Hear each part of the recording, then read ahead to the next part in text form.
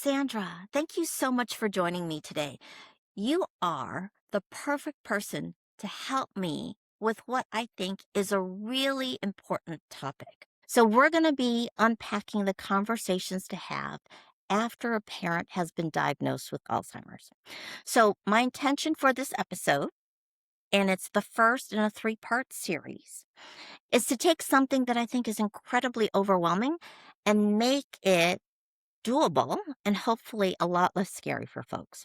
So, Sandra has spent over 30 years in healthcare administration and nursing, and now also works as an end of life doula.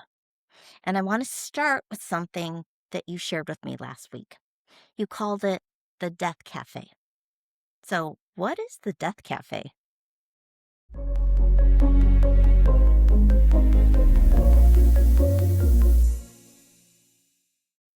Well, thank you for asking, Amy, and thanks for having me on your show today. I am thrilled to be here.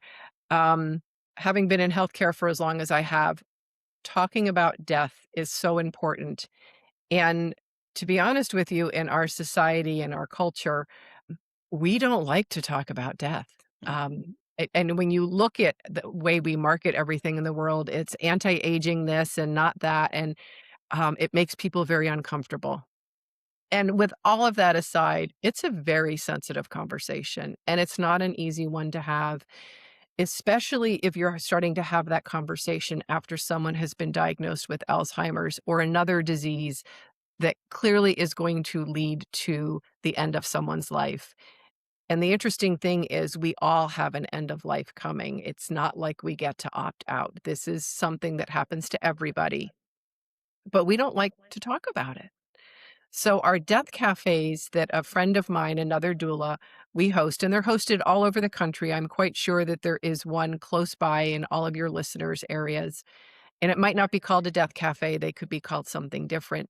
But we talk about death and we talk about a variety of different things, but it allows people to get comfortable with having those conversations, what their fears are, whether it's a fear of dying or a fear of even having the conversation with their children. Maybe they've accepted the fact that their end of life is coming, but they're not ready to have the conversation with their family, or they've tried to, and their family won't let them have the conversation. I've had several people in the cafe say, "Oh no, my kids tell me that I can't die, that we're not having Mm. a conversation, mom, because you're not going anywhere." And well, it's funny, haha, in the moment. It's very difficult then for the mom or the dad or a sister or brother to go back and say, "No, I really did wanna have that conversation." Yeah. So those are the things we talk about in a death cafe, and, it's a different topic every month in our death cafes. We look at different things. Okay, so what does that look like? I mean, you say Death Cafe, my brain's picturing a Starbucks with coffee. What what so, what would someone experience if they decided to attend? Or do they attend? Do they what do they do? Yeah. Alright, so our death cafes are at a library. We have a local library that hosts us. We provide coffee, tea, fruit, and sweets, which is a whole different conversation. Right. But we do provide that because it does get people comfortable. They're filling their coffee cup, their tea cup, and they start having conversation. We sit in a circle in the library, sometimes around conference tables, sometimes just in chairs. And we start out by introducing ourselves. So I'll start the conversation. My name's Sandra Newsome. I'm an end of life doula. This is why I'm an end of life doula. And, sometimes, depending upon the crowd, I will say, and I'm going to die someday. I'm trying to get all of my documents and wishes in order. And we go around the room and we ask the question, what brought you here today? It never fails that, our meeting starts at 10 and it's the most beautiful day outside. So what made you come inside to the library at, 10 o'clock in the morning on such a gorgeous day to talk about death? And everybody has a turn to share why they're there. And that is interesting because some people will say, well, this is my fourth or fifth death cafe, and I'm still trying to get my things in order. Every time I come, I learn something new. To somebody being brand new and saying, well, I, I came for the coffee. Um, and the sweets. Okay, welcome. We're glad you're here. To those who really want to be able to talk about it because they're either live alone now or their family members are afraid to talk about it. Mm, And we bring humor into it because when you're stressed, many of us like humor because it helps to kind of break that tension and that discomfort. So there's always somebody bringing humor. My partner in this, who is also a death doula, and she'll talk about the time that she tried to bring it up at Thanksgiving instead of going around for the table. Everybody had to tell what they were grateful for. People had to share what a part of their death plan, and her family vetoed her. She's not allowed to do that anymore. so, so we try to bring humor to it because it helps lighten it, mhm, and it is something that's going to happen for all of us, and our mission, if you will, is to have people feel comfortable talking about the fact that they're going to die. We've gone through different documents with people, and, we had these 2 sisters there a couple of months ago. They were great. They're like, "We have all of our documents in order." I'm like, "That's really good." And they said, "Yeah, but we have not told anybody about them." Oh, nobody knows that. They don't know where to find them. They don't know what's in them. So they're at the next stage of where they have to have the conversation. And so mm, that's what the death cafes can look like. One death cafe, we talked a lot about medical aid in dying. People wanted to understand it. Maine had a change to their law. So we spent time talking about that. So the topics can vary. Sometimes we talk about Swedish death cleaning or the death cleaning of how do you give that gift to your children of sorting out the stuff? And if you have lived in your home for 30, 40, 50, 20 years, whatever that is, the fact of the matter is we accumulate things. wait, Not what's a everybody. Swedish what is it? Oh, I've never heard Swedish death this. cleaning. Swedish death cleaning is a way that the Swedish country, if you will, clean their houses. Like, this is something that they do all the time. How do you sort things out? What do you truly need? Mm, And it's an interesting process. Most of us do this when we move or when you have, your children moving out and maybe a parent moving in. You start to sort out all the stuff. And it's interesting when you have to start putting things in a box, how much stuff you really don't want to have to pack and unpack, or the box that's been in your basement or in your attic since you moved into the house and you don't even know it's in there anymore. So sorting things out to, what does a family member want? What can I donate somewhere that's still good? And working your way to making sure as little as possible goes in the landfill. But gotcha. honestly, being honest with what it is you have. And then as you age, how much do you really need? Is that something that somebody's gonna have to figure out what to do with down the road? Or is that something that maybe you don't need it? It's Okay, the stuff, the the stuff. stuff. Yeah, Yeah. I've actually heard, Matt's dad say things like, "I'm not getting rid of it, you're gonna have to figure out what to do with it." Yeah. Yeah, Yeah. So our hope, as having been the daughter and a recipient of a lot of stuff, yeah, is that, the gift to your children or your family members, whoever is going to be responsible after you're gone, is to sort that out as best you can before then, and something to be thinking about as you accumulate things as you age. Um, Again, how much stuff do we need? We are okay. an overstuffed society. Yeah, yeah, yeah. I need to declutter. Absolutely 100%, at least for me, that's the case. Yep. Um, so couple of follow-up questions. One, so you're an end-of-life doula. Can you explain to folks what that is? Yes, absolutely. So, the word doula is actually a Greek word, and it's, interestingly enough, a woman of service. There are men who are doulas that are fabulous doulas, but that's what it translates to, from Greek. And end of life doula, death coach, death doula, end of life coach, they're all similar. And I think many more people are more familiar with a birth doula. Hmm. Mhm. But it's the same thing. You're a non-medical person. You are there to provide emotional, spiritual, and physical support. Um, Often at the end of life where people are transitioning from their life to death. I think that for me, that definition has expanded. And I say that, which is why I lean towards more of an end of life coach, although I am still a doula. It's because you can start a lot of this work a lot earlier while you're still healthy. So while you're still healthy, getting some of these tasks done is easy. You're living a full life, you're getting some of this stuff out of the way, and you're also mentally in a better place to be able to have some of these conversations with your family members. I've had a couple of clients who have said to me, I know I need to get this work done. It's not done yet. I'm in the middle of my chemotherapy treatment. I can't focus on my end of life right now because I'm trying to Mhm. heal and live longer. When it's a chaotic situation is not the time to be trying to sort this all out, although many people, that is when they have to do it. So your family members are stressed, you're stressed, and now these tough questions have to be answered. And I know in our one of our next episodes, we're gonna talk about, our healthcare proxy and our end of life wishes and our healthcare, advanced directives. It's important to have those conversations before a crisis. Sadly, I have seen, being in the hospital for as long as I worked in the ICU for many years.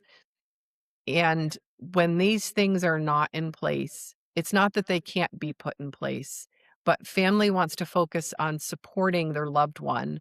Their loved one wants to focus on either getting better Mhm. or dying without as much anxiety hanging over them, to enjoy the peace and quiet and time with their family members because all of that other stuff is done and in order. We've had those conversations. We all know what you wanted. We know where to find your documents. And now I'm just going to spend time with you. Um, and that's so important.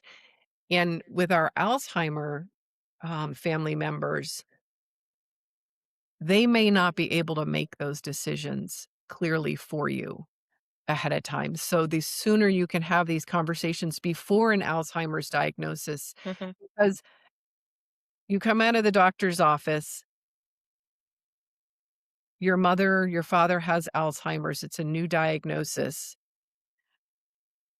The urgency to feel like you have to get this all done right now overtakes you as you still try to process, what does this look like down the road? It's overwhelming. All of it's overwhelming. And now you want to talk to them about a death plan, which makes you and them feel like you're trying to rush, like Yeah. we get right? Nobody wants to be in that situation. So when you can do it when you're of clear mind, and not that there's not always chaos in our lives, but that Yeah. you're not dealing with a healthcare crisis, it just takes a lot of the anxiety out of it and the overwhelm, and you have time to process and think about it, not based on your current health situation. Yeah. Yeah. Now I can completely understand the situation where you're in a health crisis and you really want your mind focused on healing. So, Yeah. yeah, that makes sense.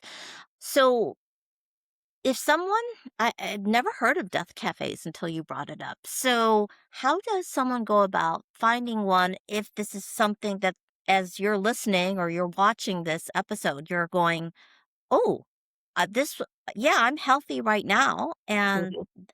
this would be such a it's a healthy way to approach it, right? Yes. You're not in crisis. It's Yep. careful, thoughtful planning. It's a very loving Mhm. approach Yes. because now if something does happen, your loved ones actually know what your wishes are as Mhm. well. So Yeah. we never, and tomorrow's not promised. I mean, all Yeah. kinds of things can happen. So where would someone go to find out if there's a death cafe or what it might be called? Mhm. I would suggest, so you can Google Death Cafe, which is just one name of what these are called. Okay. And sometimes you can find where they are locally for you. I would check with your local libraries because they're given for free. So none of us charge for our death cafes or pre-dead society or, anything along those lines. There's always catchy words about death that label them. So I would look at areas where they offer free things. Like I said, your library, if you have a community center, oftentimes you can find them there as well. Sometimes your family practice doctor might know about them, but not always. They're becoming more common as there's been more and more in the Mhm. mainstream media about it. The New York Times has written articles on it. There's been a lot recently with some of the actors and actresses talking about having had interactions with death doulas. And, some of them are going back to become death doulas themselves because they had such a positive experience. Yeah. Yeah. Now, I mean, years ago, I remember reading the book Being Mortal by Hmm. Atul Gawande, and really the sort of orientation with physicians about trying to extend life and past the point where there's quality of life too, right? The rearranging the deck chairs on the Titanic kind of idea. Yes. So just this whole topic is one that people really struggle with. So I think this death cafe is a beautiful thing. I'm so glad that you actually introduced me to it because again, I go back to for my mom right now Hmm. and my dad.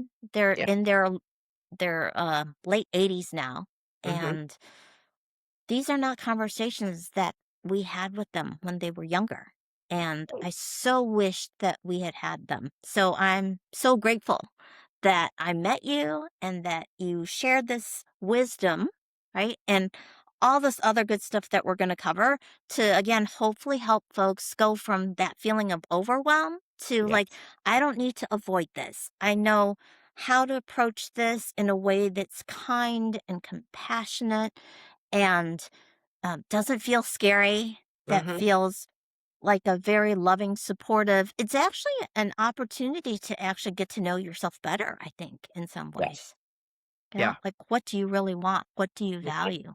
So, I think what I want folks to really get from this episode is that it's important to have the conversation. Why it's important. Is there anything else in terms of, I mean, given your experience, things that have happened that really help folks understand the consequences of not having the conversation? I mean, I know you have lots and lots of I experiences. do have experience. I have personal experience as well as work experience, and I would say when there's a health crisis, most of us are not at our best. That's just human nature. In any crisis, when you are stressed, your best self does not always come forward. And I have experienced and seen when there's not direction given to family members as far as what did you want for end of life, even down to the funeral home or the cemetery, the infighting that can come from Mm, that and the stress and anxiety of family members. And the bigger the family, quite honestly, the more chaos and the more anger and the upheaval of emotion and turmoil is obvious, and it's a time when everybody needs to be supporting everybody. There needs to be compassion, there needs to be empathy. All those childhood rivalries can come out, and it's definitely not what the person who is dying would have wanted to have happening. And so the sooner that you have that stuff in place, the conversations have happened, everybody knows you may not agree, but there's less to argue about, even when there's nothing to argue about. So that's what I have seen the downsides of, that wishes aren't honored. Or, I've had patients on their deathbed say to me that, this is not what I want, but my children won't listen to me now mm, because they haven't accepted the fact that I'm going to die.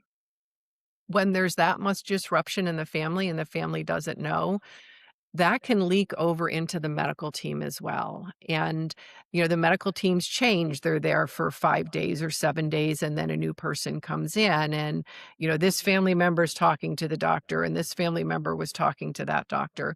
And then they too can contribute to some of the confusion and the what are the next steps. And all of a sudden it's, well, no, I think we should maybe shift gears. And I don't know that that's the right decision.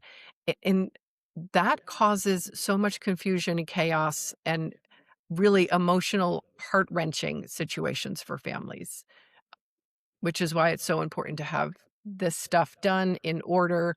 Again, it just makes hopefully they've lived a full life Mhm. and now they're prepared for death, and it can be a beautiful thing when there's not a ton of stress and anxiety and angst going on. Yeah. Now, I think last time when we were talking about that situation in the hospital where you've had the conversation, you kind of finally got everyone on the same page, Mhm, and then you were saying and then there was a shift change, mhm.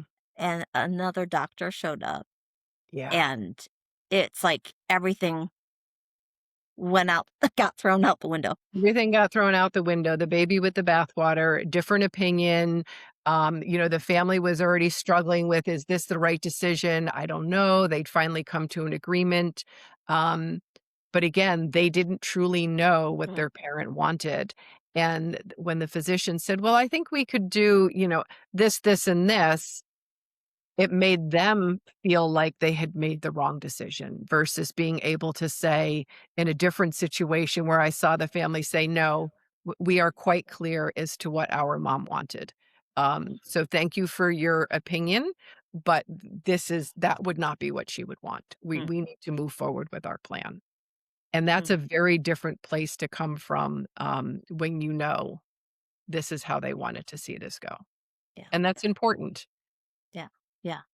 So actually, that's a perfect place to tell folks that in our next episode, we're actually going to be sharing with folks how to have this conversation to get Yeah, the ball rolling.